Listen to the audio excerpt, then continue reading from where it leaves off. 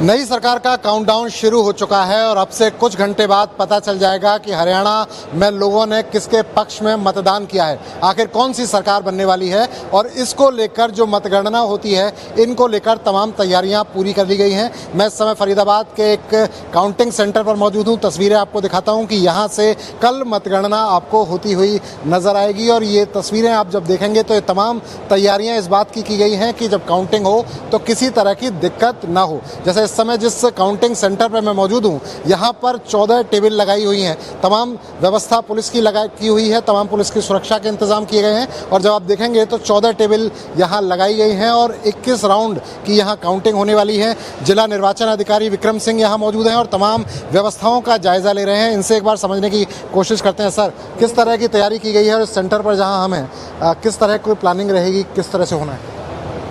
जैसा कि कल हमारी काउंटिंग है फरीदाबाद ज़िले में, तो अभी हम NIT विधानसभा के काउंटिंग सेंटर पे हैं।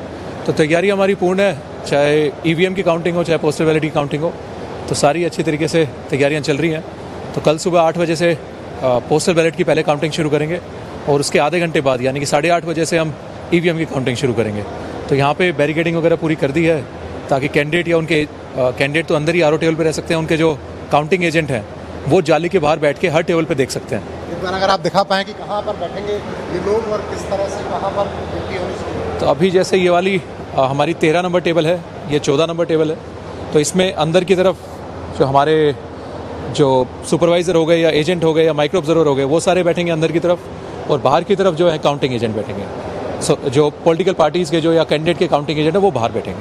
अच्छा, कई बार जब लोग होते हैं, समर्थक होते हैं, वो समर्थक ये जानने की कोशिश करते हैं कि अंदर क्या चल रहा होता है, क्योंकि अंदर लिमिटेड संख्या में लोग आने होते हैं। तो किस तरह से उन लोगों को पता चलेगा? तो अब की बार या पिछली बारी से मैं कहूँ कि ECI का जो पोर्टल है, जो रिज़ल्ट का जो पोर्टल है, काफ़ी ज़्यादा अपडेटेड है। तो ECI ने रियल टाइम बेसिस पे वहाँ पे रिज़ल्ट देने की प्रक्रिया करी है।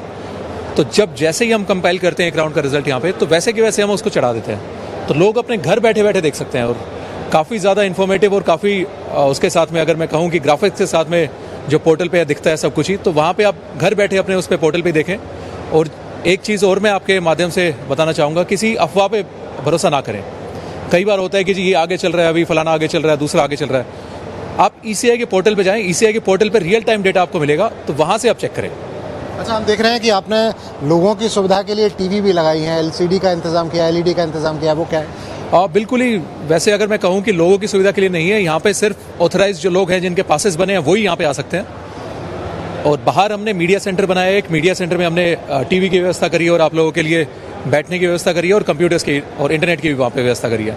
तो वहाँ तक आप लोग आ सकते हैं, वहाँ पे देख के चाहे न्यूज़ आपको देखनी हो या अपना अपलोड करना हो तो वहाँ से आप कर सकते हैं। परंतु अंदर सिर्फ स्टिल कैमरे अलाउड होंगे और कोई भी किसी मशीन की तरफ कोई रिकॉर्डिंग वगैरह कोई कुछ नहीं करेगा। वैसे ओवरऑल पूरा पेरीमीटर हमारा सिक्योर्ड है। अंदर हमने CCTV अलग से लगा भी रखे हैं। अच्छा, हम देख रहे हैं कि काफ़ी बड़ी व्यवस्था यहाँ नज़र आ रही है, तमाम टेबल हमें यहाँ नज़र आ रही हैं, तमाम इंतज़ाम किए हुए हैं। CCTV कैमरे से अच्छा याद आया, आपने इस बार 100% वेबकास्टिंग की व्यवस्था की थी, जिसके लिए इलेक्शन कमीशन ऑफ इंडिया ने फरीदाबाद का उदाहरण पेश किया है तमाम डिस्ट्रिक्ट के अधिकारियों के सामने। वो क्या था? अब की बार हमने 100% जो जितने हमारे बूथ थे उसमें अंदर कैमरे तो लगाए ही लगाए थे, जो पिछली बार भी हमने लगाए थे। परंतु अब की बार इलेक्शन कमीशन की डायरेक्शंस थी कि हम बाहर भी कैमरे लगाएं। तो हमने बाहर भी 300 के ऊपर बूथों पे हमने कैमरे लगाए। तो वो इलेक्शन कमीशन ने दिल्ली में बैठ के वहाँ से भी वेबकास्टिंग देखी, उनने वहाँ से हमें फीडबैक भी दिया, हमें सजेशन भी दिए। और साथ ही इलेक्शन कमीशन ने इसकी सराहना भी करी है कि इतने अच्छे तरीके से जो वेबकास्टिंग रही पूरे फरीदाबाद ज़िले में और अंदर और बाहर दोनों तरफ ही। तो वो चाहे हम RO के लेवल पे कहें, चाहे DO के लेवल पे कहें, चाहे CO साहब के लेवल पे कहें या ECI के लेवल पे कहें, तो हर जगह वो देख के मुआयना कर रहे थे और उन्होंने फीडबैक भी काफ़ी अच्छा दिया है कि यहाँ पे अच्छा प्रबंध रहा। व्यवस्थाओं को लेकर अगर इलेक्शन कमीशन ऑफ इंडिया तारीफ करता है तो मुझे लगता है कि तमाम जो लोग आरोप लगाते हैं या इस तरह की बातें करते हैं उनको जवाब मिल जाता है। बिल्कुल ही जी, हमने अपनी तरफ से पूरे निष्पक्ष चुनाव करवाए हैं।